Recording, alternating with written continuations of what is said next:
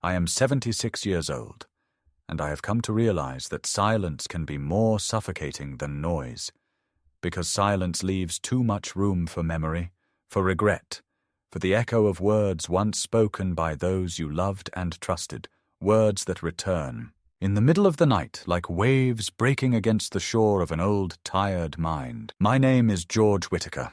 I live in a modest single-story house on the edge of Minneapolis, a house that once echoed with my wife Margaret's laughter, the noise of my daughter Elaine as a child, and the scuffling footsteps of grandchildren who now hardly acknowledge that I exist. The house, though small and nothing special to the eye, is a vessel of decades, every corner filled with traces of a life lived honestly, a life that to me once felt ordinary, yet to younger generations appears antique, irrelevant, disposable. After the stroke I suffered 6 years ago, the doctors told me I was lucky, that many men never walk or speak again after what I endured, that my recovery, though imperfect, was remarkable. They told me I should be grateful that the only real damage was to my hearing, that I had lost certain frequencies, that the world had grown muffled, but that I was still functional.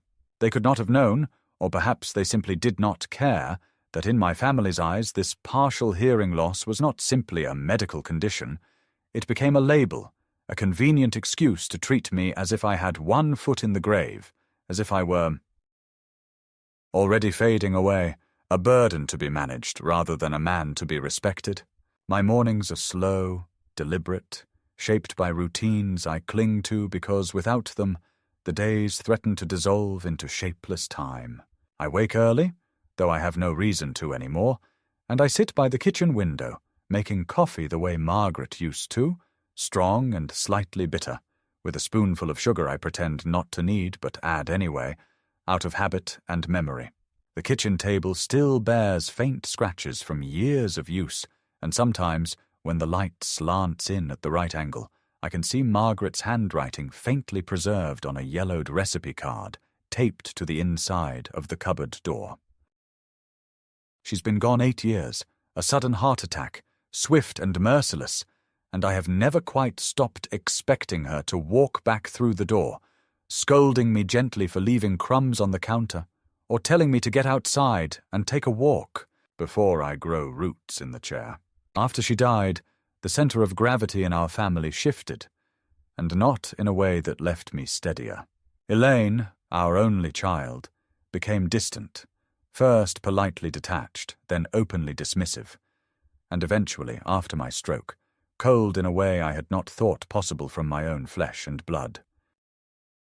She comes by when she wants something, usually money or favors, but when she does not need me, I might as well not exist. Her husband, Richard, a man of numbers and hard edges, treats me as one might treat an old piece of furniture left too long in the corner, something that takes up space, too heavy to throw away, but too useless to value. My grandchildren, who once ran into my arms with shrieks of delight, who begged me for stories about my time in the army, who laughed at my corny jokes, now avoid my calls, answer my questions with distracted sighs, and carry the look of embarrassment whenever I forget a name or repeat a story. To them, I am the embodiment of decline, a reminder of everything they fear about old age, and rather than cherish me, they prefer to push me aside, to silence me with the assumption that I no longer hear, no longer see, no longer matter. The cruelest irony is that I hear more than they think. I may not catch every word of the evening news unless I turn the volume high, but I hear the inflections in their voices, the murmured words they exchange when they think I am too far gone to notice, the sighs of impatience when I ask them to repeat themselves. I hear the contempt hidden beneath polite tones, the way Richard mutters about me being a liability, the way Elaine sighs that he's not all there anymore. They underestimate me because it is convenient, because it allows them to shape a narrative in which I am no longer a man but a ward, someone who must be managed, someone whose assets must be protected. it is easier for them to believe, or pretend to believe, that I live in confusion than to acknowledge that I still possess clarity, that my memories remain sharp even when my body betrays me. It is easier for them to whisper, "He can't hear us anyway," than to face the uncomfortable truth that I have always been listening, silently, carefully, with the patience of a man who has survived battles far worse than family betrayal. I did not come to this point without scars. I served in Vietnam when I was barely out of high school, a boy in a jungle where the air itself seemed determined to suffocate us.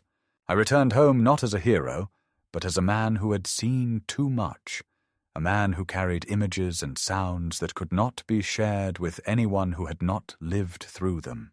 Margaret was the only one who understood, the only one who saw past the silences and the sudden anger, who held me when the nightmares broke through. Together, we built a life that was steady, if not remarkable, a life of small comforts, of Sunday barbecues, of Christmas mornings when Elaine tore open her presents and Margaret beamed as though the universe had given her everything she ever wanted. Those days feel impossibly far away now, as though they belonged to another man entirely. Sometimes I wonder if I truly lived them, or if they were dreams I conjured to keep from collapsing under the weight of loneliness. What remains undeniable is the ache of their absence, the cruel transformation of daughter into stranger, of family into adversaries. The neighborhood around me has changed too. Younger families have moved in, with their SUVs and strollers, their front lawns trimmed to perfection. They wave politely. Some even stop to chat, but I see it in their eyes.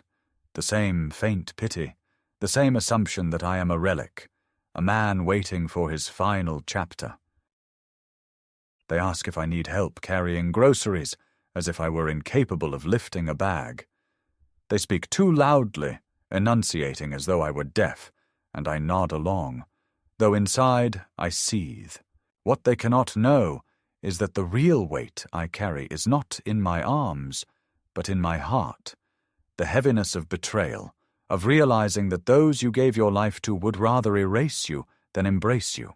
I write these words now because I feel the story must be told, not only to preserve my dignity, but to reveal the quiet cruelty that can grow inside families, the cruelty of neglect, of whispered conspiracies, of being erased while still alive. I never imagined that my own daughter would look at me as a possession to be controlled, that she would rather speak about me in the third person while I sat beside her than ask me how I truly felt. I never thought I would sit at my own table, eating my own food, and hear my son-in-law speak of me as though I were no longer human, as though I had already slipped into some fog of incompetence. Yet here I am, reduced in their eyes to a half-hearing shadow, a man whose life they plan to manage for their benefit. And though they whisper, believing I am deaf to their schemes, I hear them. I hear every word, every sigh, every insult disguised as concern, and I remember it all. It was a Sunday evening in late October when the veil finally slipped, when the whispers I had long suspected took on a form so undeniable that even I, in my stubborn desire to believe that my daughter might still hold some fragment of affection for me, could no longer dismiss them as careless remarks or idle frustration. Elaine had invited me to dinner at their house, a rare occurrence that I accepted with the cautious optimism of a man who has grown used to disappointment but still longs for a taste of the warmth that once defined family gatherings. I wore my old navy blazer, the one Margaret always said made me look dignified, though it had grown loose on my shoulders over the years, and I carried a bottle of inexpensive red wine as a gesture, knowing full well Richard would smirk at it behind his teeth. The evening began as I expected, with polite greetings and hurried embraces that carried no real intimacy, with my grandchildren scrolling on their phones while I asked questions they barely answered, with Elaine bustling in the kitchen and Richard talking loudly about some project at work that required his brilliance. I sat quietly at the table, sipping water, smiling when appropriate, feeling like an actor in a play whose script had been rewritten without his consent. Dinner was roast chicken with potatoes, and I ate slowly, carefully, savoring each bite because meals like this, though ordinary to them, had become rare for me. Small pockets of connection in a life that had grown too solitary. Conversation moved around me like a current, and I let myself drift in it, nodding when someone looked my way, laughing softly when others laughed, until the moment arrived when they forgot I was not entirely deaf, when they leaned closer to each other, and their voices dropped just enough to be mistaken for secrecy. At first I thought they were speaking about something mundane, perhaps Richard's work or the children's college applications, but then Elaine said, in that slightly sharper tone she uses when she thinks she is being practical, "He doesn't even realize half the time what's going on around him. We can't keep letting him manage the house or his accounts." "It's irresponsible," Richard replied. His fork paused mid-air. "Exactly. If we wait too long, someone else might get involved. Banks don't like this kind of situation. He's vulnerable. It's better if we step in now, while we can still control the narrative." Elaine sighed and lowered her voice further, though not enough for me to miss it. "I just don't want him to feel betrayed. But honestly, Dad can't take care of himself forever. The house, the savings, all of it, it'll end up wasted if we don't act." I froze with my fork halfway to my mouth, the taste of chicken turning to ash on my tongue. In that instant, every suspicion I had nursed, every uneasy glance exchanged between them, every impatient sigh when I asked for clarification, all of it hardened into certainty. They were not merely irritated with me, not merely neglectful or dismissive, they were planning. They were conspiring to take what was mine, to strip me of authority under the guise of concern, to declare me incompetent and assume control over the life I had built through decades of labor and sacrifice. Richard leaned closer to Elaine, his lips barely moving as he said, "Guardianship is straightforward if the doctor signs off. We can present the case easily. He's forgetful, he repeats himself, and his hearing loss will help. Judges eat that up. It'll look like we're protecting him."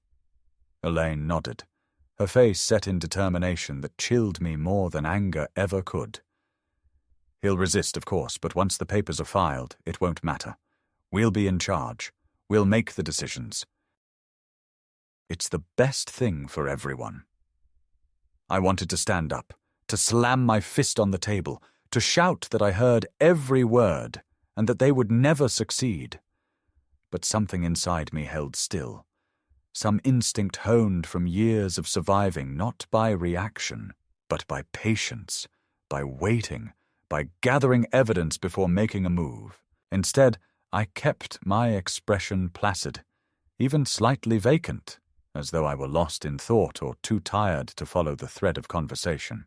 My heart pounded so loudly in my chest that I feared they might hear it, but outwardly I remained the image of a weary old man, nodding occasionally, smiling faintly, letting them believe their performance of secrecy was flawless. I cut another piece of potato, chewed slowly, and swallowed, while inside me a storm raged with equal measures of rage and resolve.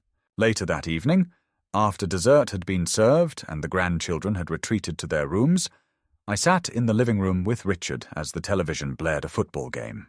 He barely acknowledged me, immersed in the screen, his face lit by shifting colors that cast him in hard, angular shadows. Elaine came in, carrying a pile of papers she pretended to sort through on the coffee table, but I could see the way her eyes lingered on me, assessing, measuring, already imagining me diminished, dependent, silent.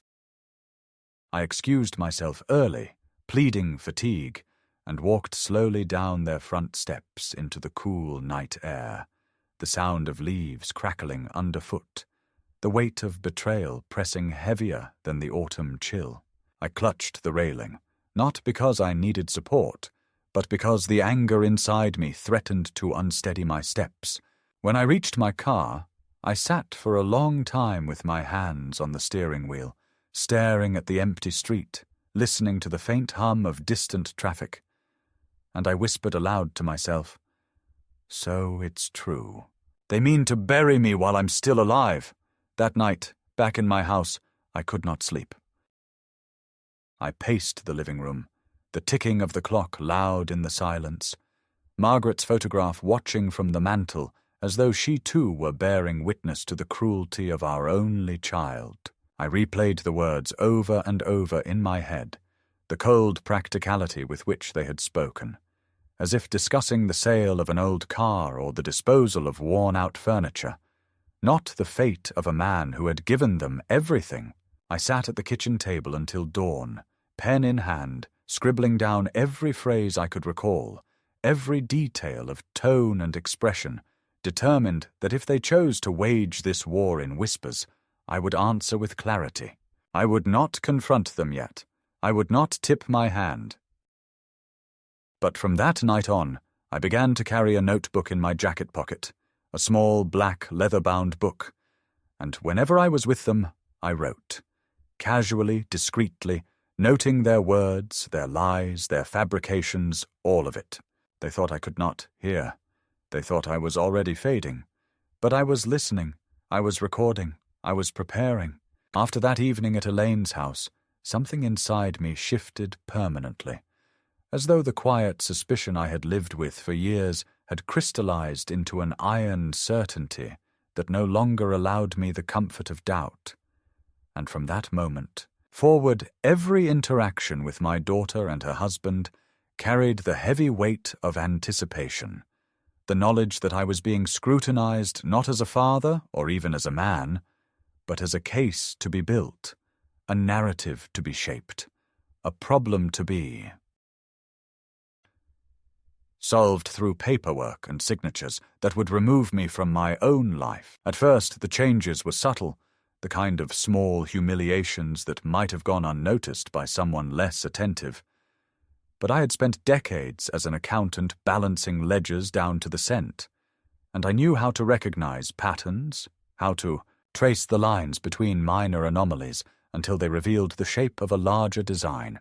Elaine began to speak about me in the third person, even when I sat directly across from her, saying things like, "Dad doesn't really remember what he ate yesterday," or "he gets confused in the evenings," while looking at Richard, or even at their grandchildren, and each time I felt the sting of being erased, my existence reframed before my very eyes into something frail and pathetic, and yet I forced myself to remain calm, to nod politely or smile faintly, storing the words away in the notebook I kept hidden inside my jacket pocket. It was not only the words, but the actions that told me the campaign against me was accelerating. One afternoon, when I visited their house, I discovered that the keys to my car, which I had left on the hallway table, had been quietly removed, and when I asked where they were, Elaine laughed lightly and said she had put them in a safe place, so I wouldn't misplace them, her tone dripping with false concern, as though I were a child prone to losing his toys.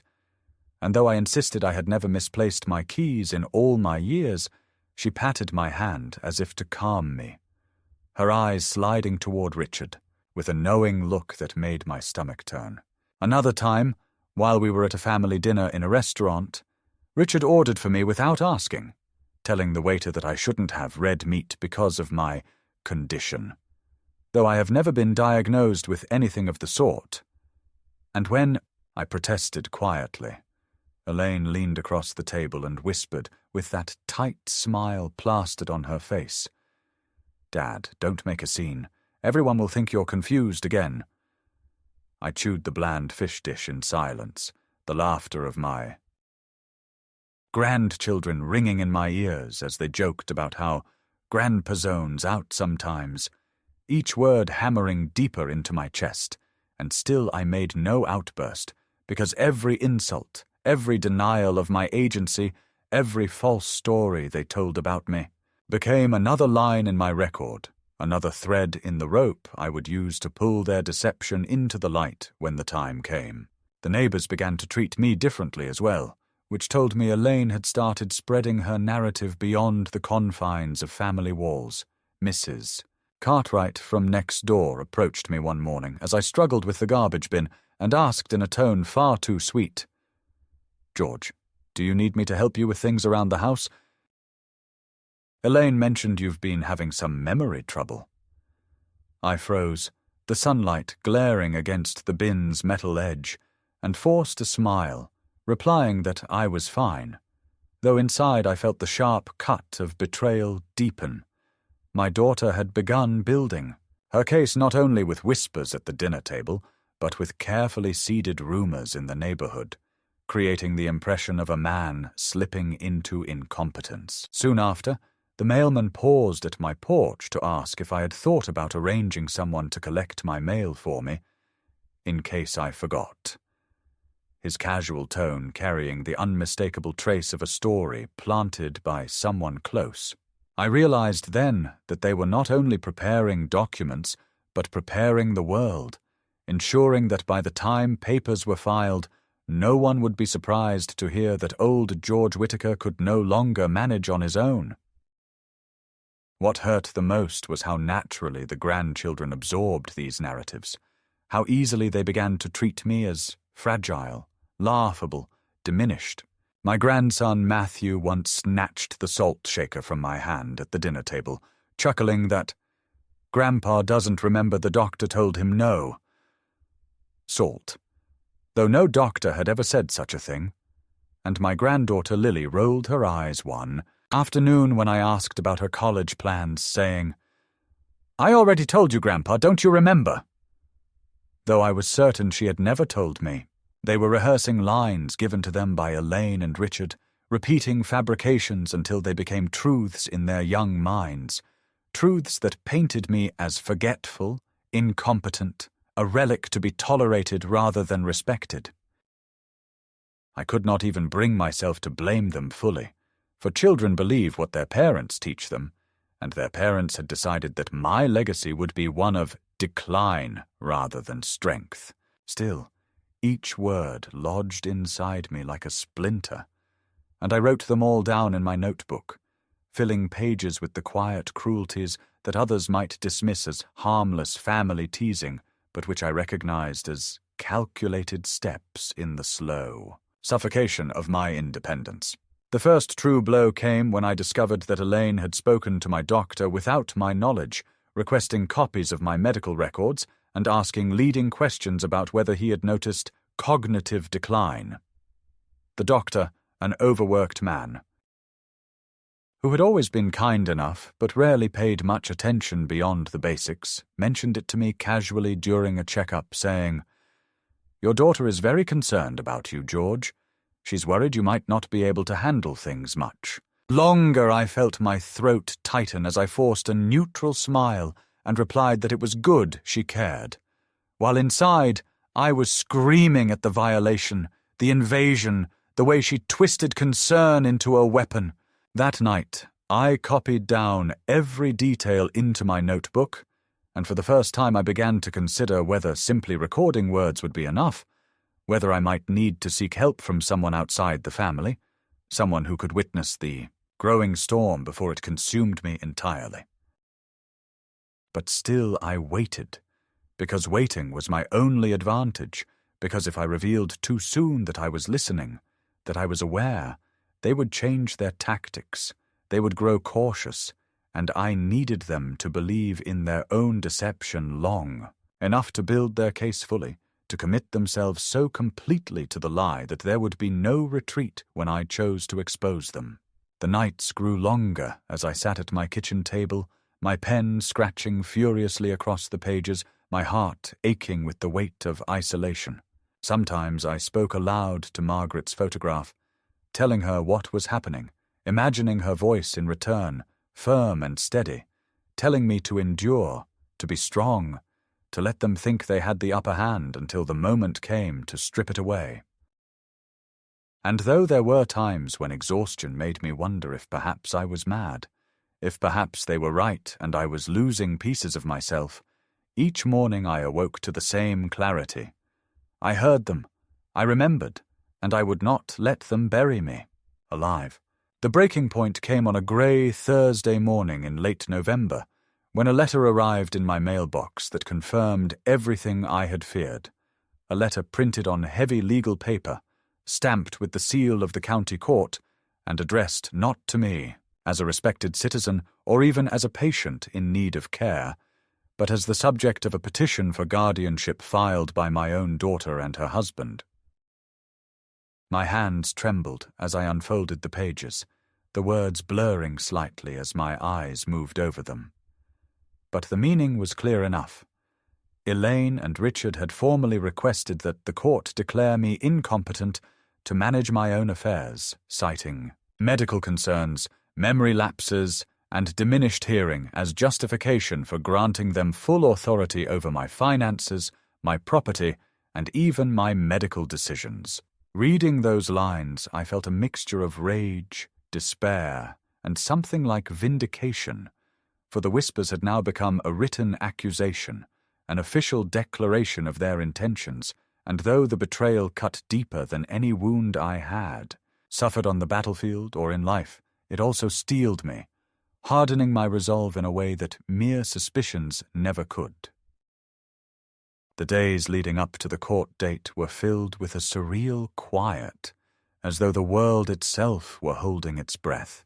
I went about my routines with deliberate calm, brewing my coffee, feeding the birds in the yard, paying my bills carefully, each act performed with the precision of a man determined to prove his competence not only to others, but to himself.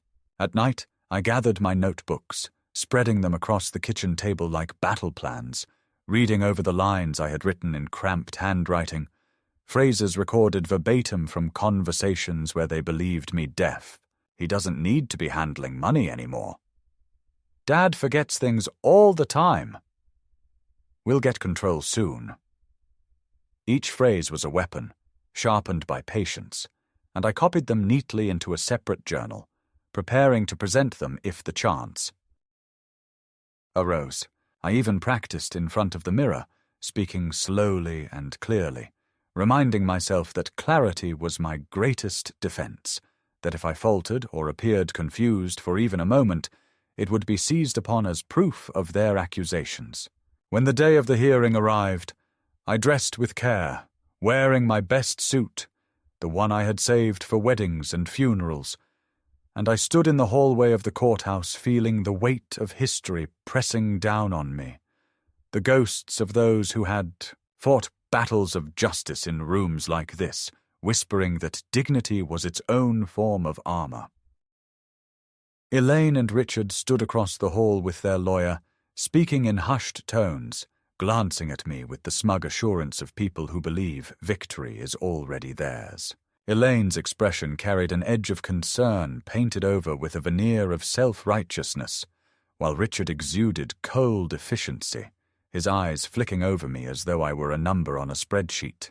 When we entered the courtroom, I sat silently at the table reserved for the respondent, my hands folded neatly, my notebooks tucked inside my briefcase, and I felt the familiar rhythm of my heartbeat slow, the way it had in Vietnam before a patrol, that strange calm that precedes either survival or destruction. The proceedings began with their lawyer painting a portrait of me that bore only passing resemblance to the man I am, describing me as frail, confused, prone to forgetfulness, a danger to myself and to others if left to manage my affairs. He cited examples fed to him by Elaine and Richard, stories of imaginary incidents where I supposedly left the stove on, wandered the neighborhood in a daze, or forgot to take essential medication. Each lie stung, not only because it was false, but because it was delivered with such practiced sincerity that I could see the judge nodding slightly, making notes as though these inventions carried weight. Elaine herself took the stand, her voice trembling just enough to convey the image of a dutiful daughter reluctantly forced into action, speaking of her deep concern for my safety, her fear that without intervention I might fall victim to scams or accidents. I watched her carefully, the way her eyes watered on command, the way she paused to dab at her cheek with a tissue, and I realized with a sick twist of recognition that my own child had become an actress in a courtroom drama designed to strip me of everything I had worked for. But the true turning point came when, during a pause in the testimony, Elaine and Richard leaned close to each other at their table, whispering in voices they thought inaudible, their lawyer shuffling papers to cover the sound. I sat still, my gaze fixed on the table before me, but my ears, imperfect though they may be, caught the words as clearly as if they had been shouted. Richard murmured, "He looks tired. This will be easy." And Elaine replied, "Don't worry, he doesn't hear us. He never does. He just sits there, lost." The casual cruelty of it struck me like a blow, not only because of the words themselves, but because they revealed their arrogance, their certainty that I was nothing more than a shadow, a mute witness to my own dismantling. In that instant, something inside me solidified, a decision made with absolute clarity. I would not simply defend myself, I would dismantle their lies with the very arrogance they had displayed, turning their whispers into my thunder. When the judge finally asked if I wished to make a statement, I rose slowly, feeling the stiffness in my knees, but also the strength of purpose coursing through me, and I began to speak in a clear, steady voice that carried across the courtroom. I did not raise my volume, for I wanted each word to be deliberate, undeniable, the voice of a man who had listened long enough and would no longer be silent. I repeated, word for word, the phrases Elaine and Richard had just whispered, mimicking not only their words but their tone, their dismissive certainty, their quiet laughter. The courtroom fell into stunned silence, the lawyer's pen frozen mid-air, the judge leaning forward with sudden interest. I continued, pulling my notebook from my briefcase and opening it to the pages filled with months of careful records. And I began to read aloud the catalogue of lies, insults, and manipulations they had spoken in my presence, each phrase a nail, hammered into the coffin of their case. Elaine's face drained of colour. Richard shifted uncomfortably in his seat, and for the first time in years I felt the balance of power tilt in my direction. Not because I shouted, not because I demanded, but because I had borne witness with patience, and now I spoke with truth.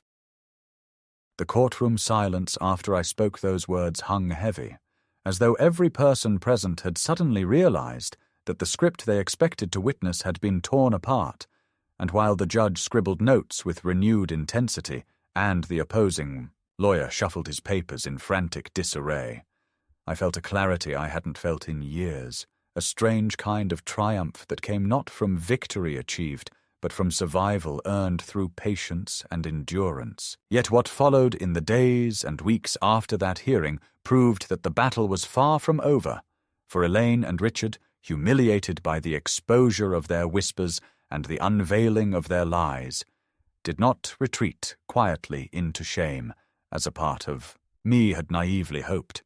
Instead, they doubled their efforts, twisting their narrative into darker shapes, reaching further into deception, as though determined to crush me fully, if only to restore the illusion of control they had so carefully constructed.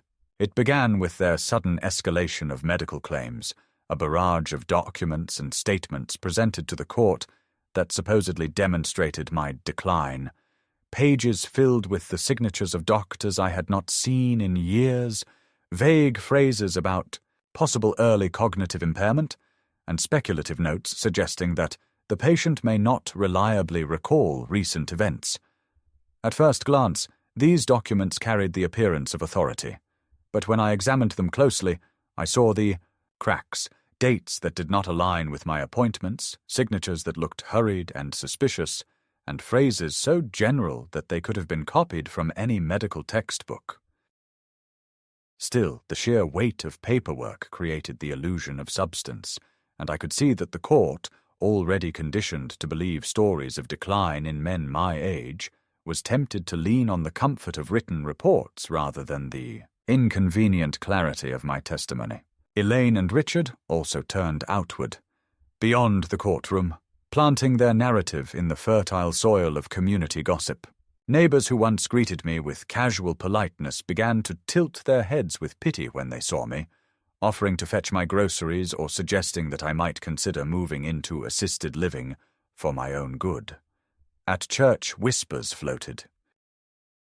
Behind me in the pews, people murmuring about how sad it was that I was losing touch with reality. And though no one said it outright, I could feel Elaine's hand in each rumour, her quiet persistence in reshaping me into a cautionary tale of aging, her campaign of erasure continuing even as I fought to hold on to myself. The humiliation was sharper than I expected, for it is one thing to be betrayed in private, but another to be diminished in the eyes of a community that once knew you as strong and capable. Each Sunday I sat through the hymns with a heavy chest, the words catching in my throat, and when the service ended, I walked home slowly, aware that even those who smiled at me now did so with an undercurrent of doubt. The grandchildren, too, became pawns in their campaign, their voices carrying the rehearsed lines of their parents as though they were reciting scripts from a play. Matthew called me one evening, his voice hesitant, telling me that Mom said I should stop driving because it wasn't safe anymore. And when I asked him gently if he believed that, he fell silent, then muttered that he didn't know what to believe, before changing the subject quickly. Lily sent me a text with a link to a brochure for a retirement community, writing, "Grandpa, maybe this would be nice for you. Lots of activities." The words light-hearted, but the implication heavy.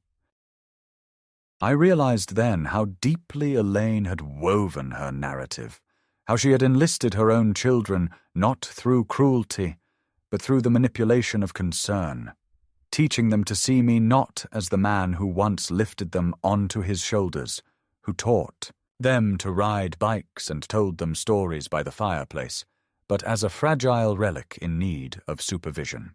That manipulation cut deeper than any personal insult, for it stole from me the very legacy I had hoped to leave them, the memory of a grandfather who was strong, dependable, and wise, and replaced it with an image of weakness that would linger in their minds long after I am gone. Richard, always the strategist, escalated further by attempting to seize control of my financial accounts. I discovered, through a vigilant bank manager who had known me for years, that they had attempted to transfer a large sum from one of my savings accounts into a joint account that Elaine had opened, claiming I had authorized it verbally. When the bank questioned the authorization, Richard produced a copy of my signature on a document I had never seen before, a forgery so clumsy that the loops of the letters bore no resemblance to my careful handwriting. The bank froze the request and notified me immediately, but the shock of seeing my name twisted into a weapon left me trembling with rage. That evening I sat at my desk, penning a long statement to my attorney, documenting every incident, every forgery, every manipulation, determined to counter not only their lies, but their theft, to prove not only my competence, but their corruption. I slept little that night, my mind replaying every decision I had made as a father, wondering how the girl I once carried on my shoulders, who once clutched my hand in fear of the dark, had become a woman willing to steal from me while I still breathed. The second hearing brought their desperation into sharper focus.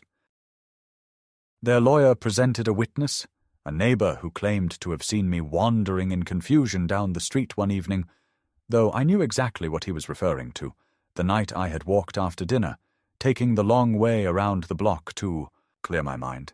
He described me as disoriented, muttering to myself, unable to find my way home. And though I protested calmly, pointing out that I had taken the same walk dozens of times, the image he painted lingered in the courtroom, feeding into the narrative they sought to build.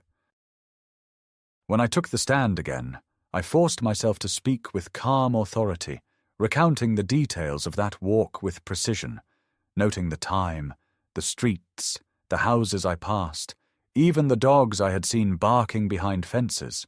My clarity undercut his testimony, but I could feel the exhaustion in the judge's gaze, the weariness of a system more accustomed to siding with the young protectors than the aging defendant. And yet, despite their efforts, there were cracks in their performance, cracks I exploited quietly. During recess, I caught sight of Richard scrolling on his phone, showing Elaine messages from their lawyer that spoke openly about strategy, and though I could not see the words clearly, I recognized enough to understand that they were worried that my precision, my calmness, my evidence were stronger than they had anticipated. Later, when Elaine testified again, her voice faltered when I asked her directly whether she remembered the night she claimed I left the stove on, because in fact she and Richard had been out of town that week, a fact I proved with receipts, and emails she had forgotten existed. The color drained from her face as the judge raised an eyebrow, and for a brief moment the mask of the dutiful daughter slipped, revealing the cold calculation beneath. That moment was small, almost imperceptible, but it fed me strength, reminding me that their lies, no matter how carefully crafted, were vulnerable to truth. Still, their retaliation grew sharper outside the courtroom. One afternoon I returned home to find my mailbox stuffed with pamphlets for retirement homes, all addressed to me, clearly ordered by Elaine or Richard as a cruel reminder of their intentions. Another day, I discovered that my utility account had been tampered with, the online access reset under the claim that I had forgotten my password, though I had never shared it with anyone. Each of these acts was small in isolation, but together they formed a pattern of harassment, a relentless campaign to wear me down, to convince me that resistance was futile. Yet rather than weaken me, each attempt only hardened my resolve. For every pamphlet, every tampered account, every whispered insult was another entry in my growing archive, another weapon I would wield when the time came. The lowest moment came when Elaine confronted me directly, outside the courthouse, after a particularly grueling day. She approached me with tears in her eyes, though whether they were genuine or conjured for effect I could not tell, and she said softly, "Dad, why are you fighting us? We're only trying to protect you. Don't you want to make things easier for yourself?" Her words cut deep, not because of their content, but because of the intimacy of their tone, the way she still called me Dad, as though that single word could mask the betrayal. I looked into her eyes and saw the girl she once was, the child who used to fall asleep on my chest while I read to her, and for a fleeting moment my heart ached with the desire to believe her, to forgive her, to imagine that somewhere beneath the ambition and greed, my daughter still loved me. But then I remembered the whispers, the forged signatures, the pamphlets, the humiliation, and the ache hardened into steel. I told her quietly, "If you wanted to protect me, you would have sat at my table and asked me what I wanted, not whispered about how to take it away." Her face twisted, the tears vanishing as quickly as they had come, replaced by cold anger. And she hissed, "You'll regret this. You can't fight us forever." It was in that moment I realized that what began as whispers at a dinner table had grown into a full war for my dignity, my autonomy, and my very identity. And though I knew the battle ahead would demand every ounce of strength left in me, I also knew that I had survived far worse, that I had walked through jungles where death hid behind every tree, that I had buried the woman I loved more than life, that I had endured nights of solitude so heavy they threatened to crush me. Compared to those battles, this was different, yes, but it was not beyond me. They believed they could erase me with paperwork and whispers, but I was still here, still listening, still recording, still fighting, and I vowed that if they wanted escalation, I would meet them not with despair, but with truth, wielded like a blade sharpened by patience and memory. The final hearing arrived on a bitterly cold January morning, the kind of morning when the air itself feels sharpened into knives and every breath stings the lungs. And as I buttoned my coat and looked at myself in the mirror before leaving the house, I felt the heavy gravity of what the day meant. For it was not simply another step in a legal process, but the culmination of years of quiet humiliations, whispered betrayals, and calculated erasures, all converging in one last attempt by my daughter and her husband to declare me incapable of being the man I still knew myself to be. The courthouse loomed grey and indifferent against the winter sky, and when I stepped inside the echoing halls, the marble floors cold beneath my shoes, I felt as though I were entering not just a building, but an arena where everything I had left, my dignity, my freedom, my legacy, would either be stripped away or restored. Elaine and Richard stood waiting with their lawyer, their faces carefully composed.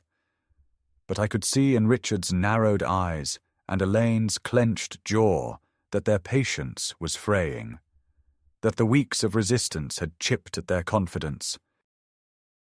And yet they clung to the belief that the system favored them, that the narrative of decline was stronger than the truth of endurance. When the proceedings began, their lawyer launched into what he clearly believed was the decisive assault, presenting thick folders of medical documents, affidavits, and neighbor statements, each one crafted to portray me as a man slipping away, a danger to himself if left unguarded. He spoke with the authority of someone accustomed to being believed, weaving a tale of confusion and decline, and I listened in silence, my hands folded on the table, every muscle taut with the effort of patience. Elaine took the stand next, her voice soft, trembling, every phrase dripping with the carefully rehearsed sorrow of a daughter forced into a painful decision for the sake of her father's well-being. She dabbed at her eyes with a tissue, spoke about sleepless nights worrying for me, told stories of incidents that had never happened, how she supposedly found me wandering in the yard in the middle of the night, how I had left a pot boiling on the stove until smoke filled the kitchen, how I had forgotten her birthday entirely. Each lie fell from her lips with the ease of practice, and I watched, my chest burning with the betrayal of it. Yet my face remained calm, my notebook resting on the table like a weapon I would soon unsheathe. Then came Richard, and his testimony was cold, methodical, designed not to stir sympathy but to convince through efficiency. He spoke of financial missteps, of alleged forgotten payments and misplaced checks, of how I had nearly been scammed by a telemarketer, though the truth was I had hung up immediately on that call. He described me as stubborn, unwilling to face reality, insisting that guardianship was not a betrayal, but an act of necessity, the responsible choice for a family forced to care for an aging parent. His words were slick, polished, and I could see the judge listening carefully, weighing each phrase, and for a moment a heavy dread pressed against me. The fear that truth might not be enough, that the machinery of appearances and paperwork could still crush me regardless of what I said. But then Richard leaned too close to Elaine as he left the stand, and in the hush of the courtroom I heard him mutter, "This is almost done. He's finished. He won't hear us anyway." Elaine gave a small nod, her lips tightening as she whispered back, "He's gone. He just doesn't know it yet." It was that arrogance, that fatal underestimation, that gave me the fire I needed, and when the judge turned at last and asked if I wished to make a statement, I rose slowly to my feet, my knees aching, but my spine straight, and I placed both hands firmly on the table before me. The courtroom fell into stillness as I began to speak, my voice low but steady, each word measured, deliberate, not rushed, not shouted, but carrying the weight of a man who had borne years of silence and now demanded to be heard. "Your Honor," I began, "they believe I cannot hear them. They whisper as if I were already gone, as if I were deaf to their words and blind to their intentions. But I hear everything. I remember everything, and I will repeat to you, word for word, what they have said in this very room." Then, without glancing at my notes, I repeated exactly what Richard and Elaine had just whispered, mimicking their tone, their dismissive certainty, their cruelty, disguised as pity. Gasps rippled through the room, the judge's pen stilled mid-air, and for the first time since this nightmare began, Elaine's face crumbled, her composure shattering into panic. I did not stop there. I pulled from my briefcase the notebook I had kept for months, the pages filled with my careful handwriting, and I opened it for the judge to see. I read entry after entry, each one a direct quote from conversations where they had spoken in front of me as though I were invisible. The nights they whispered about selling my house, the mornings they discussed forging signatures, the afternoons they mocked my memory, the evenings they laughed that "he can't hear us anyway." I read until the weight of their words filled the courtroom like stones piling higher and higher, and with each phrase I spoke, Elaine shrank further into her chair, while Richard's jaw tightened, his fists clenching on the table. When at last I closed the notebook, I looked directly at the judge and said, "They would bury me alive for the sake of control. They would strip from me the dignity I have earned through a lifetime of service and sacrifice, and they would do it by whispering lies in rooms where they believed I was too far gone to hear. But I am here. I hear them. I remember. And I will not surrender my life to their greed." The silence that followed was absolute, and though the judge said nothing immediately, I could see in his eyes that something had shifted, that the carefully constructed image of a declining old man had been torn down, replaced by the undeniable presence of a man who had endured, who had borne witness, who had spoken the truth with clarity that no paperwork could erase. Elaine began to cry openly. The tissue crumpled in her hand, her voice breaking as she tried to protest, but her words stumbled over themselves, tangled in the net of her own lies. Richard sat rigid, his face pale, the calculation in his eyes betraying the realization that their plan, so carefully plotted, had collapsed under the simple weight of my patience and memory. When I sat down, my body trembling with exhaustion but my heart steady, I felt Margaret's presence as though she were standing behind me, her hand resting gently on my shoulder, whispering the strength she had always given me. For the first time in many years, I did not feel invisible. I did not feel erased. I felt like a man again, standing tall not because I had been spared humiliation, but because I had endured it, recorded it, and turned it back against those who sought to destroy me. And as the judge cleared his throat and prepared to speak, I knew that whatever the ruling, the truth had already been spoken, and no whisper could ever silence it again. When the judge finally spoke, his voice was steady, deliberate, and though he kept the formal restraint of his position, there was a weight in his words that carried more than law. It carried recognition, and in that recognition I felt the cold irons, grip of fear that had bound me for months, begin to loosen. He said plainly that the petition for guardianship was denied, that the evidence provided by Elaine and Richard had been inconsistent, unreliable, and in several instances contradicted by fact, and though he did not use the word fraud, his tone carried the implication. He noted that my testimony had been precise, my recall strong, and my ability to articulate myself unimpaired, and he closed with the statement that no court should strip a man of his autonomy without cause, and in this case there was none. The gavel struck, the papers were shuffled, and just like that the machinery of their betrayal ground to a halt, leaving behind not the victory they had imagined, but the ruins of their own scheme. Elaine sobbed quietly, clutching the crumpled tissue in her hand, her face blotched with the strain of a daughter who had chosen ambition over love and failed, while Richard's jaw remained clenched, his anger simmering beneath the mask of stoicism. his eyes fixed forward as if refusing to acknowledge that the ground had collapsed beneath his feet. Their lawyer gathered the folders of papers quickly, avoiding my gaze, already eager to escape the room that had transformed from their theatre of conquest into their chamber of exposure. I remained seated for a long moment, breathing slowly, feeling the tremor in my hands subside, until the judge rose and left the bench, and only then did I allow myself to stand. I gathered my notebook, my briefcase, the careful records that had been my shield and my sword, and I walked out of that courtroom not as a defeated old man, but as a survivor who had endured every humiliation, every whispered insult, every attempt to erase him, and had answered not with rage but with patience, memory, and truth.